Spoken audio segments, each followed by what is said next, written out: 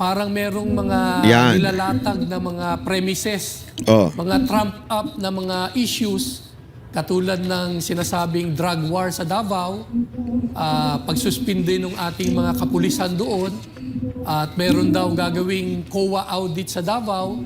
So itong lahat, nakikita nating nilalatag na nila para maging batayan sa pagsuspinde ng ating kagalang-galang na mayor ng Davao.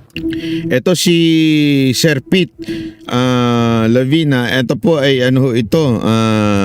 Nakasama ho natin ito noon pa nung 2000 siya ho ang ang isa sa mga alam ko pinuno ng kampanya ni Pangulong Duterte. Ayan po ayan ho ay taga Davao ho ito. Talagang etong si Sir Pete talaga hong may alam ho ito. Si Sebastian Baste Duterte. Sir Peter, dahil alam po, unang nagkilala kami ni Mr. Peter Lavinia, siya po ay konsehal ng Davao City. Yan. At ako ay naging abogado ng ilang mga konsehal ng Davao at ng mga may-ari ng resort para tutulan yung fundraising dati ng Aquino administration na napakamahal na paggagawang moderno ng puerto sa Sasa. No? So, ano ba ho? Meron na ba ho talagang katunayan itong plano na isuspinde itong si Mayor Baste Duterte? Well, kahapon lang kami nakatanggap ng ganyang mga reports. Tayo ngayon nababahala dahil ilang okasyon na parang merong mga nilalatag na mga premises, mga trump up na mga issues, katulad ng sinasabing drug war sa Davao, pagsuspinde ng ating mga kapulisan doon, at meron daw gagawing COA audit sa Davao. So itong lahat, nakikita nating nilalatag na nila para maging batayan sa pagsuspinde ng ating kagalang-galang na mayor ng Davao, Duterte.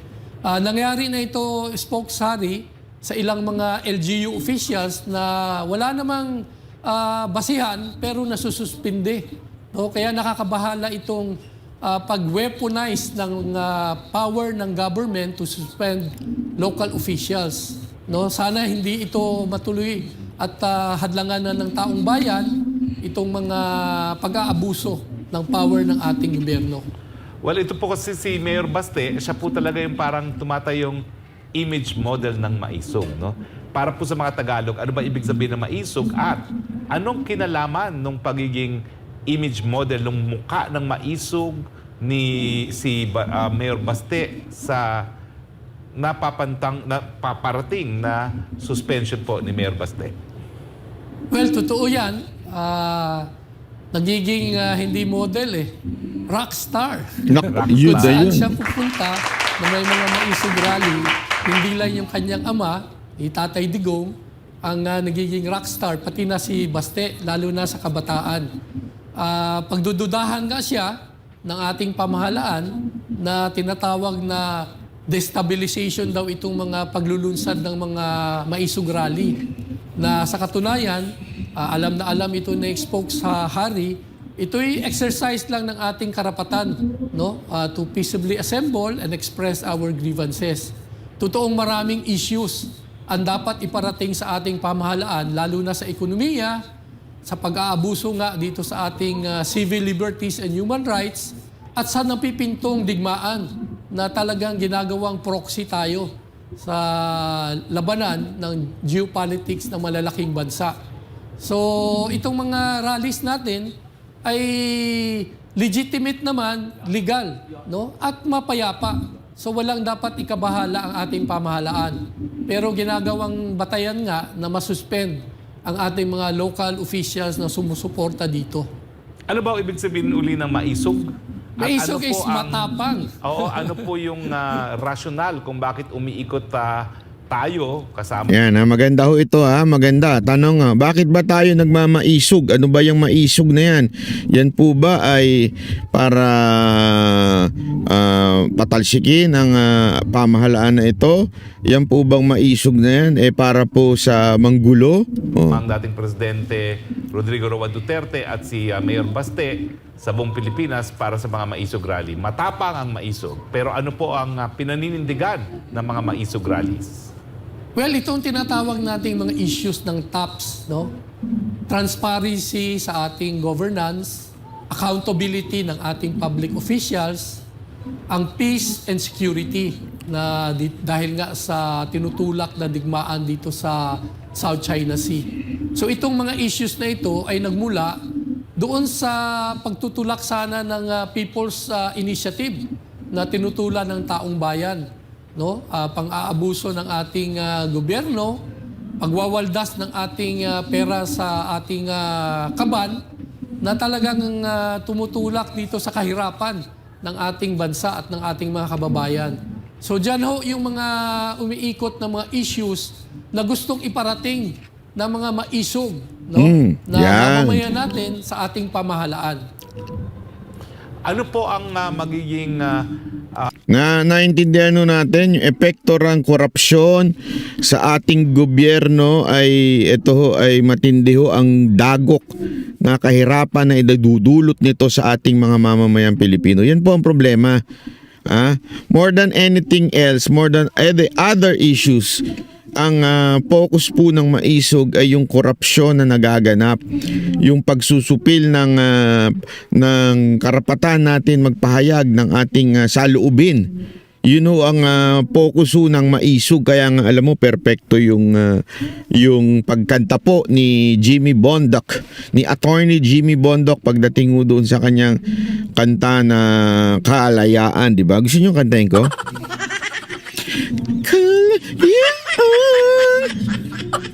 Hindi kasi totoo naman paano mo sabi, may ano nga doon may part doon sa lyrics na kung saan sinasabi niya, paano mo masasabing may kalayaan kung masusupil mo ito mga mabubuting tao, di ba? Totoo naman Paano mo masasabing may kalayaan kung yung mga nagnanais lang ng pagbabago, halimbawa si Mayor Baste, di ba? Ano ba ang kasalanan ni Mayor Baste? Saan ba nagsimula tong punyetang panggigipit nila kay Baste? Di ba? Alam niyo kung saan? Dahil si Mayor Baste ipinagpatuloy ang gera laban sa droga. Yan ang dahilan kung bakit ginigipit ang isang Mayor Baste Duterte. Dahil po yan sa paglalaban sa mga durugista. Anak ng tutsang kalabaw. Anak ng tutsang kalabaw. Bakit naman naging masama ang lumaban sa droga? Hindi, ako nagtatanong lang ako, bakit naging masama yun? Kailan ba naging masama lumaban sa mga drogista? Ang talino din nung mama Alam mo sabi niya? Dito siya sinilipan Sabi niya sa kanya, bakit mo inutusan yung mga pulis na patayin ito mga without due process? Alam mo sabi niya? Simpleng sinabi niya, inutusan ko ba? Sabi ko, papatayin ko kayo. Sinabi ko bang patayin mo sila? Sabi na papatayin ko kayo. Ako papatay sa inyo. Wala akong inutusan. Ba't nyo dinama yung mga pulis? Bakit di nila patunayan kung may napatay ba si Mayor Baste? Tama, mali. Hindi, alam mo, itanong natin ito sa namumuno sa local government. Bakit po ba kayo init na init sa ulo ng isang Mayor Baste Duterte na kung saan pinupugsa at nilalabanan ng mga durugista? Bakit po? Mawawalan po ba kayo ng client? Kaya ayaw ninyong gawin ni Baste Duterte ang kanyang trabaho? Maubusan ba kayo ng client? O baka naman maubusan kayo ng distributor? Hindi, alam mo, sa totoo lang panuorin nyo yung mga tulad ng mga nangyari sa Mexico, yung, di ba, yung mga narco state. Magugulat ka, tumakbo pa ng presidente yung pinaka-pinuno nila ng kartel. Hindi, si ano yun, di ba? Si anong pangalan, no? anong pangalan uli nun sa Narcos? Si ano?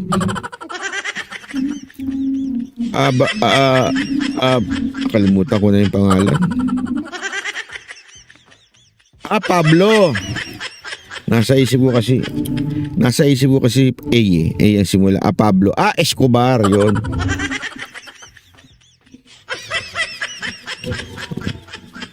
Hindi, di ba? Tumakbo pa si Escobar na presidente. Mantakin mo siya ang pinuno ng droga diyan sa lugar nila, tas tumakbo ang presidente. Sa Colombia, yan, tama, mali. Congressman siya, natatakbo siyang presidente, di lang siya nanalo. Napanood ko yun. Yung Sinaulo cartel, Sinaloa cartel, di ba? Alam mo, bigla tuloy naalala ko. So kung posible pala ang isang pinuno ng isang cartel tumakbong presidente, posible rin ang pinuno ng cartel sa Pilipinas tumakbong senador.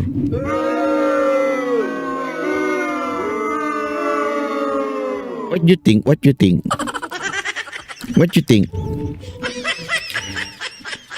Posible kaya na may tatakbong senador para protektahan ang mga kartel ng droga sa Pilipinas?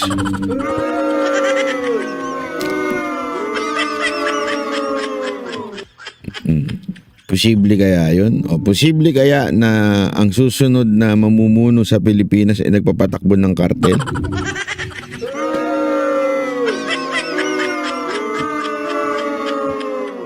Posible, sabi ni Don Romeo, posible, meron nga tayong, nako.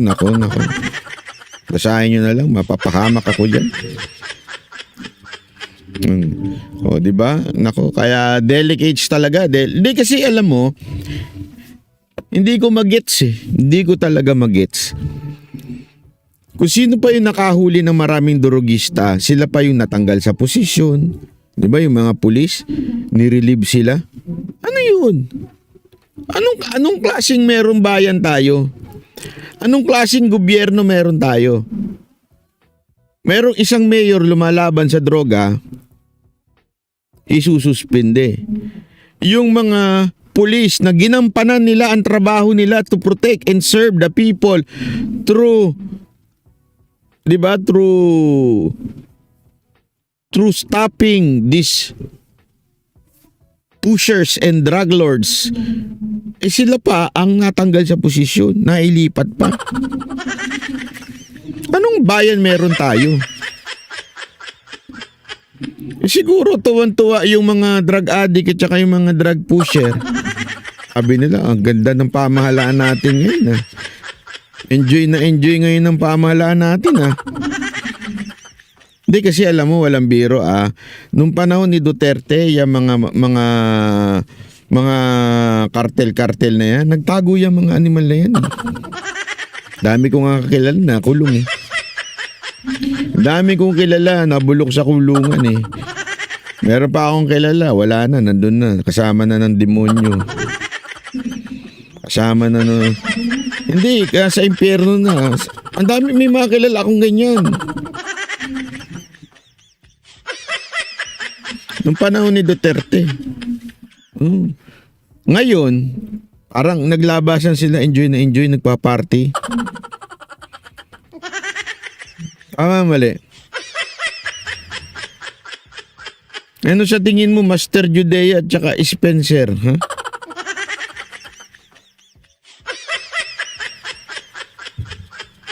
Response. Unang-una, dyan sa Davao City, kung itutuloy po ang suspension kay Mayor Baste at anong magiging response sa buong Pilipinas kung meron man? Well, matindi ho ang magiging response niyan sa personal na tingin ko. Magkakaroon talaga ng protesta yan ang mga taong bayan dahil very unfair and unjust ang magiging paraan na isususpend ang ating local government officials na wala namang batayan. No? Alam mo, ito bakit ko nasabing ganito yan?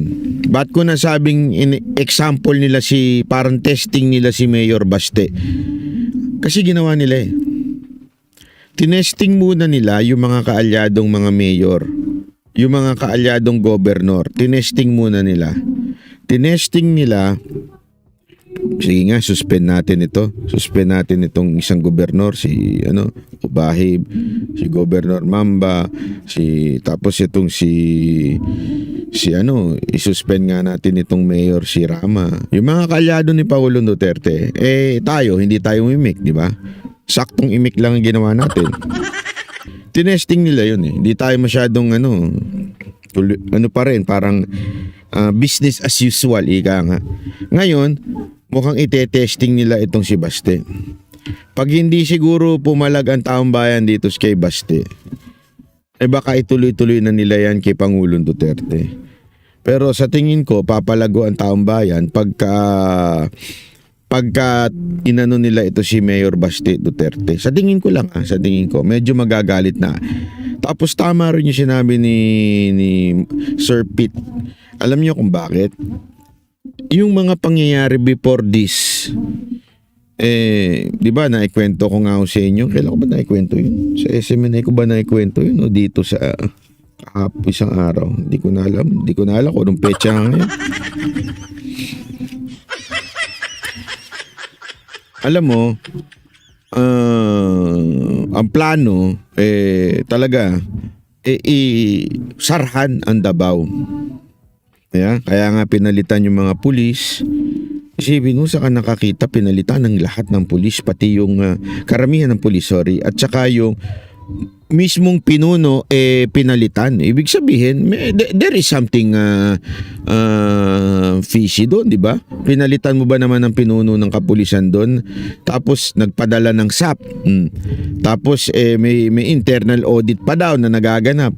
Tapos yung narinig ko ang kwento doon sa official to sa airport, di ko na lang sasabihin, baka mamaya batanggal din siya doon. Sabi niya, alam mo, ikwento ko lang sa iyo, pero matindi yung mga meeting namin these days, itong mga nakarang araw. Talagang the instruction is parang pahirapan, hindi naman direct ang sinasabi, pero parang ganun, pahirapan ang biyahe out of Davao, basta yun na yun. Ibig sabihin, lumabas ng Davao. So parang gagawa sila ng paraan para pigilan yung mga tao na mag-alsa kung sakasakali. Sabi ko, noong una hindi ko maintindihan.